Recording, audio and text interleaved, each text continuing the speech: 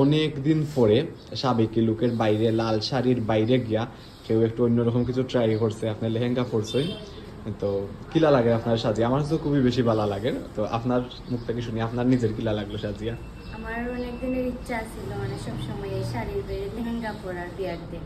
তো আমার কাছে মনে হয়েছে যে আমি যেরকম চাই এরকমটা তুমি সাজিয়ে দিতে পারবে।